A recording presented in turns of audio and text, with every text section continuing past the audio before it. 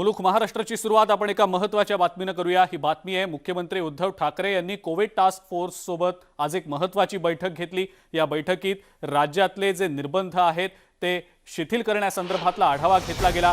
अनेक महत्त्वाच्या मुद्द्यांवर या बैठकीमध्ये चर्चा झाली। महत्त्वाचे निर्णय जे घेतले गेलेत त्या अनुषंगाने उपहारगृह आणि दुकानांच्या वेळांमध्ये आता वाढ करण्यात येणार असल्याचा निर्णय घेतला गेलेला आहे। हॉटेल्सबाबत मार्गदर्शक सूचना तयार केली जाणार आहे। यासोबतच अम्युजमेंट पार्क्स देखील आता सुरू केली जाणार आहेत। मुख्यमंत्री उद्धव ठाकरे यांनी जे निर्देश दिले त्यानुसार मुलांचं लसीकरण आणि कोविड नियमांचं पालन याबाबत जनजागृती करा असं मुख्यमंत्र्यांनी सांगितलेलं आहे।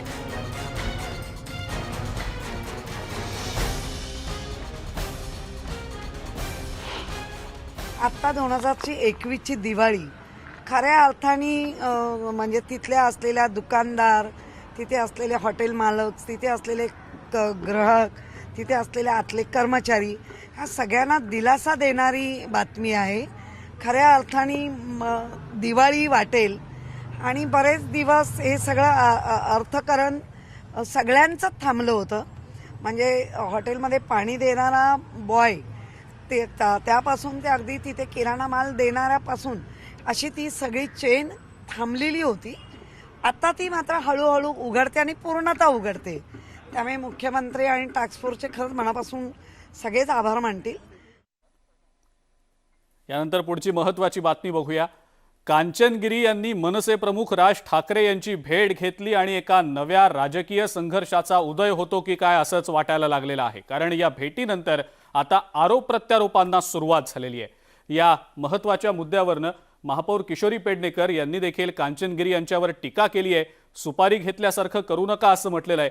तर दुसरीकडे कांचनगिरी यांच्याकडून देखील महापौर किशोरी पेडणेकर यांच्या टीकेवर जोरदार प्रत्युत्तर देण्यात आलेलं आहे। पाहूयात याच संदर्भातला हा विशेष रिपोर्ट। महाराष्ट्र उनकी बाप की नहीं है। त्यांनी त्यांच्या दायरेत राहावं आणि त्यांच्या दायरेत राहून काम करावं। संतों को पाल घर में मारा जाता है। तुमच्या राज्यातले मुंबईत जेव्हा मार खात होते ह्याच मनसेकडनं तेव्हा हे कुठे होत्या? क्या मारे गए नहीं मारे गए मैंने तो कुछ नहीं देखा। उगाच नको ते सुपारी घेऊन काम करू नये। बिहार में सुपारी बोलते सुपारी दे के मारना, तो क्या आप मुझे भी मरवाएंगी? आध्यात्मिक गुरु कांचनगिरी यांच्या वक्तव्यांनी सध्या महाराष्ट्रात राजकीय द्वंद्व सुरू झालाय। आगामी महापालिका निवडणुकांच्या पार्श्वभूमीवर हिंदुत्वाचा प्रचार करणाऱ्या कांचनगिरींनी मनसे प्रमुख राज ठाकरेंची भेट घेणं। हम उनके साथ हैं जो अटल हैं, जो बोलते हैं वो करते हैं। जो बिना पेंदी का लोटा है उसके बारे में मैं क्या बात करूं? त्या भेटी आधीच त्यांनी शिवसेना पक्षप्रमुख आणि महाराष्ट्राचे मुख्यमंत्री उद्धव ठाकरेंवर घणाघात करणं या सगळ्यामुळे राजकारण तापलंय। जिसने अपनी बाप की नाक कटा दी हो, आप उस पार्टी से बिलोंग करते हैं और सुपारी की बात करते हैं। मुझे कोण कोणाचा बाप किंवा कोण कोणाचे वडील, कोण कोणाचा वारसा ते ह्यानी नाही सांगायचा। अशा या आध्यात्मिक गुरु कांचनगिरींच्या मुंबई दौऱ्याची सुरुवातच वादग्रस्त विधानांनी झाली होती। हिंदुत्वाच्या मुद्द्यावर आणि हिंदू राष्ट्राच्या मजबूत बांधणीकरता राज ठाकरेंची भेट घेण्याचं कांचनगिरींनी जाहीर केलं। राज ठाकरेंमध्ये बाळासाहेब ठाकरेंची छबी दिसत असल्याचं गिरींनी सांगितलं। पण त्या एवढ्यावरच थांबल्या नाहीत। त्यांनी उद्धव ठाकरेंवर जोरदार प्रहार केला। उद्धव ठाकरेंनी बाळासाहेबांचं नाव बुडवल्याचा घणाघात केला होता। बाला साहब ठाकरे जी से भी मैं मिल चुकी हूँ 95 में, जब मैं मुंबई रहती थी। तो उनकी विचारधारा और राज साहब ठाकरे की विचारधारा में मतलब बहुत सिमिलर देखा है मैंने कि एक हिंदूवादी जो सच्चे हिंदू हृदय से हिंदू होते हैं वो उनकी विचारधारा से मैं प्रभावित हूँ।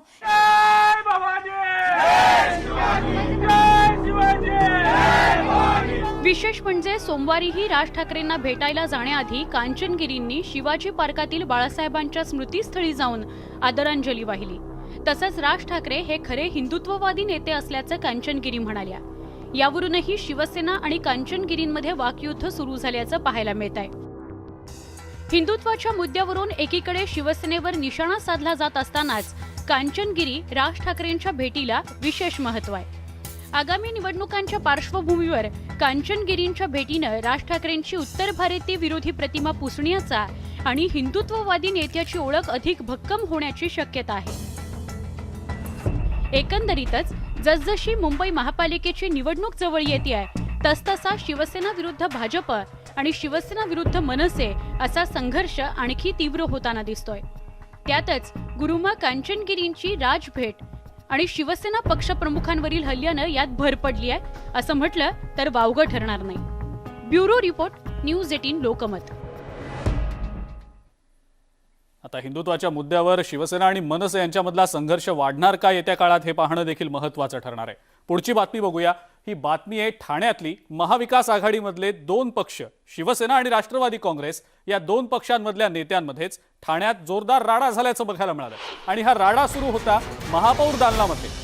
बॅनरबाजी आणि लसीकरणाच्या कॅम्पच्या मुद्द्यावरनं हा सगळा वाद निर्माण झाला. ठाण्याचे महापौर नरेश मस्के आणि राष्ट्रवादी काँग्रेसचे नेते आनंद परांजपे यांच्यात या दोन मुद्द्यांवरनं जोरदार खडाजंगी झाल्याचं बघायला मिळालं.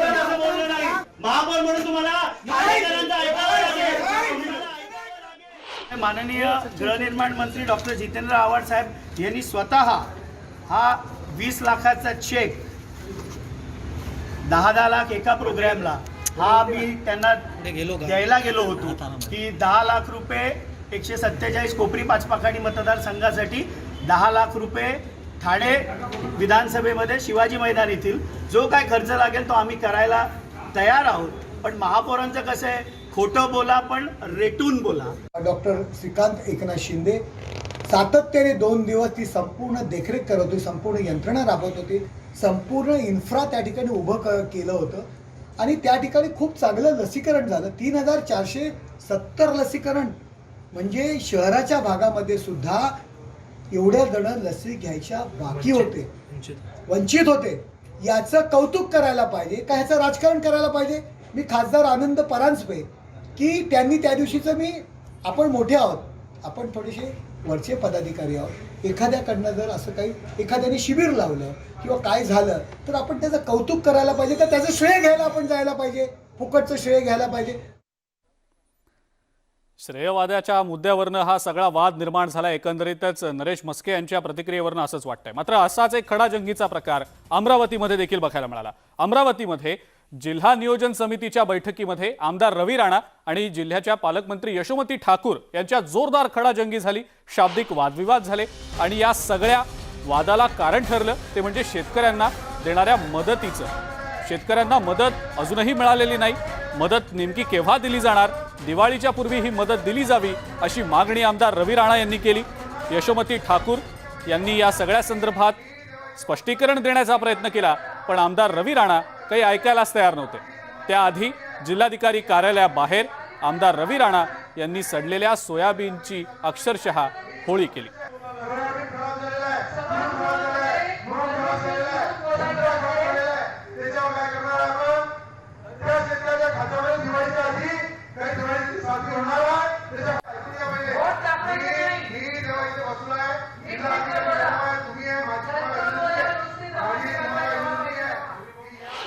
जिल्हा नियोजन समितीची बैठक आहे ते पोकळ आश्वासनासाठी बैठक घेतलेली आहे. पूर्ण 90% विदर्भामध्ये अमरावती जिल्ह्यामध्ये कटोती दिलेली आहे. रस्त्यावर पैसे नाही आहे, कुठल्याही विकास कामावर पैसे नाही आहे, फक्त देखावा म्हणून ही बैठक आयोजन केलेली आहे. या ठिकाणी शेतकऱ्याचा पहिला मुद्दा जवळपास अर्धा पाऊण तास पूर्ण DPDC मीटिंग बंद करावं लागली. तिथे माझी मागणी होती पूर्ण DPDC मीटिंग बंद केली की या ठिकाणी शेतकऱ्याच्या खात्यामध्ये दिवाळीच्या आधी 28 तारखेपर्यंत मुख्यमंत्र्यांनी त्या खात्यामध्ये शेतकऱ्यांचे पैसे जमा केले पाहिजे अशी मागणीचा ठराव पूर्ण एकमताने जिल्ह्याच्या सगळ्या नेत्यांनी ठराव घेण्याचं मला आश्वासन दिलं.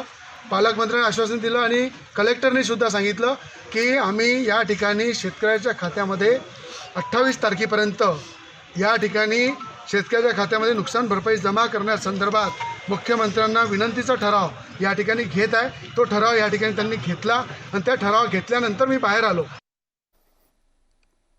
पुढची बातमी सामनाच्या अग्रलेखासंदर्भातली. सामनाच्या अग्रलेखातनं खरं तर विरोधकांवर सातत्यानं टीकेचे बाण सोडले जात असतात आणि या सामनाच्या अग्रलेखामध्ये पुन्हा एकदा विरोधकांवर टीकेचे बाण सोडले गेलेले आहेत. कमी प्रतीचा गांजा या मथळ्याखाली सामनाचा अग्रलेख लिहिला गेलेला आहे आणि या अग्रलेखामध्ये भाजप आणि केंद्र सरकारवर पुन्हा एकदा टीकास्त्र सोडलं गेलेलं आहे.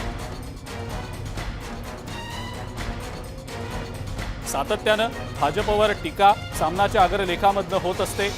यावेळेला पुन्हा एकदा ही टीका झालेली आहे. दसऱ्याच्या भाषणानंतर भाजपचे नेते बिथरले असं म्हणत देवेंद्र फडणवीस यांच्यावर पुन्हा एकदा टीका केली गेलेली आहे.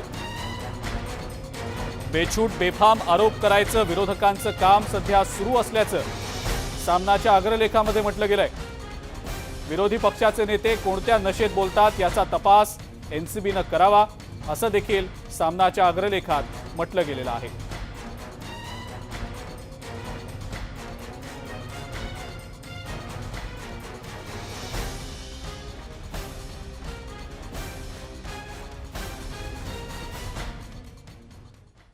पुढची बातमी संजय राऊत यांच्याशी संबंधित आहे. संजय राऊत यांनी महाविकास आघाडीमधल्याच आपल्या सत्तेतल्या काही नेत्यांना मंत्र्यांना घरचा आहेर दिलेला आहे. सातत्यानं केंद्र सरकारकडून विरोधकांकडून जी टीका होत असते त्या टीकेला उत्तर देण्याची जबाबदारी केवळ आपली किंवा एक दोन नेत्यांचीच नाही तर राज्यातल्या इतर मंत्र्यांची देखील आहे असं त्यांनी म्हटलंय. सोबतच भाजपवर पुन्हा एकदा त्यांनी टीका केली आहे. केंद्र सरकारवर पुन्हा एकदा टीका केलेली आहे. काश्मीरमध्ये दहशतवाद पुन्हा एकदा वाढल्याचं ते म्हणालेले आहेत. सोबतच कलम 370 हटवून सुद्धा परिस्थिती जैसे थेच आहे, फार काही फरक पडलेला नाही असंही संजय राऊत यांनी म्हटलेलं आहे. पाकच्या बाबतीत धमक्यांची भाषा आता थांबवली जावी अशा प्रकारची टीका संजय राऊत यांनी केलेली आहे. केवळ सर्जिकल स्ट्राईकनं प्रश्न सुटणार नाही असंही ते म्हणाले.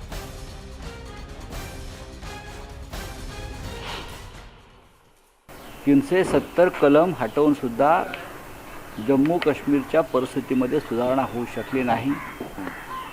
आजही तिकडे अतिरेक्यांचं तांडव हैदोस सुरू आहे. कधी शिखांचा हत्याकांड होत आहे, कधी काश्मीरी पंडितांना मारलं जात आहे. काल 2 बिहारचे मजूर मारले गेले. हे जर रोखलं जात नसेल तरी जबाबदारी नक्कीच केंद्र सरकारची, गृह मंत्रालयाची आहे. 370 कलम हटवून सरकारनं नक्कीच जे लोकांच्या भावना होत्या त्याला त्याने एक चालना दिली. आम्ही पण त्यांना पाठिंबा दिला. पण त्यानंतर परिस्थिती हाताबाहेर जात असताना सरकार काय करत होतं आणि सरकार आज काय करते एक लक्षात घ्या की आम्ही सातत्यानं सांगतो पाकिस्तानबरोबर कोणती संबंध ठेवू नका. ना राजनैतिक, ना व्यापारी, ना सांस्कृतिक. ही आमची भूमिका कायम राहिली. तेव्हा तुमची भूमिका काय आहे? तुम्ही जाऊन केक कापता तिकडे, तुम्ही मिठ्या मारता. आम्ही नाही करत. विरोधी पक्षावर तुम्ही जबाबदारी कशा करता टाकताय या काश्मीर प्रश्नाची? तुम्ही सांगा तुम्ही काय करणार आहात. दुबईमध्ये क्रिकेट खेळतात किंवा खेळत नाही. जम्मू काश्मीरवर बोला. तुम्ही जम्मू काश्मीरवर बोला. तिथे काय करणार ते सांगा. क्रिकेटवर बोलू नका. आणि यानंतर आपण बातमी बघणार आहोत छगन भुजबळ यांची. छगन भुजबळ यांनी अनेक महत्त्वाच्या मुद्द्यांवर भाष्य केलेलं आहे. छगन भुजबळ हे म्हणालेले आहेत की सीबीआय आणि ईडीचा गैरवापर सुरू आहे.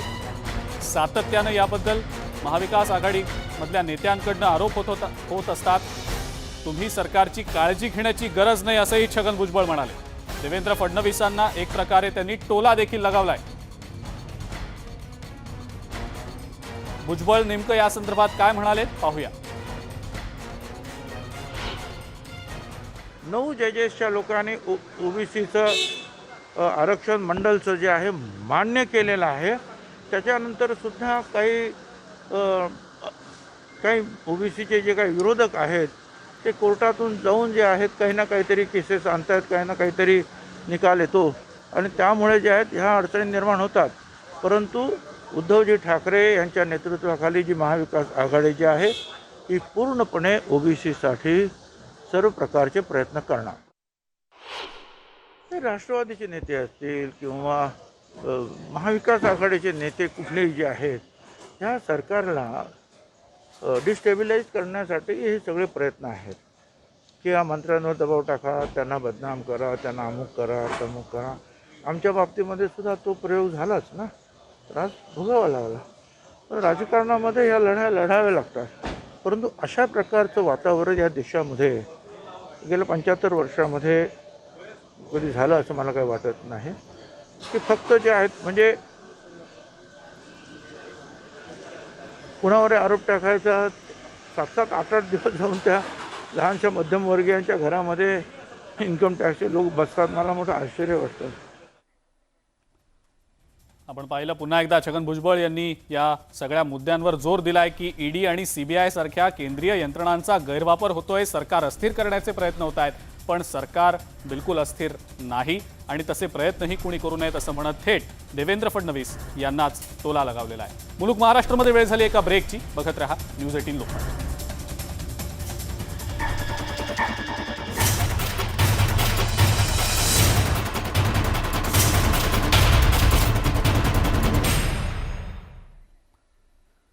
ब्रेकनंतर आपल्या सगळ्यांचं मुलुक महाराष्ट्रामध्ये पुन्हा एकदा स्वागत. पुढची बातमी देखील अतिशय महत्त्वाची आहे. महाविकास आघाडीमधल्या पक्षांमध्ये महामंडळांचं वाटप नेमकं कशा पद्धतीनं होणार यावरनं बरीच खलबत झाली होती. अनेक बैठका पार पडलेल्या होत्या, समन्वय समितीच्या बैठका झालेल्या होत्या. मात्र अखेरीस आता यावर एकमत झाल्याचं समोर येतंय. महामंडळ वाटपाचा निर्णय आता अंतिम टप्प्यात आल्याची माहिती समोर येतेय. महामंडळ वाटप जे होणार आहे ते समसमान होणार असल्याची माहिती मिळतेय. मात्र कुणाकडे नेमकं कोणतं महामंडळ असेल याबद्दलची अधिकृत घोषणा अजूनपर्यंत झाल्याचं समोर येत नाहीये. तीनही पक्षात समान वाटप होणार आहे यावर मात्र एकमत झालेलं आहे.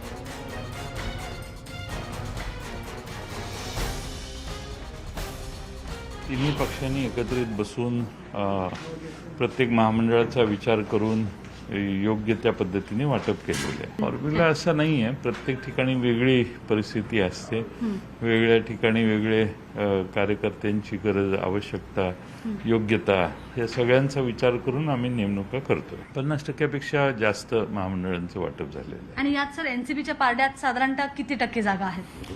असे काही आम्ही मोजणी केलेली नाही, पण तिन्ही पक्षांना योग्य ते प्रतिनिधित्व दिलेलं आहे.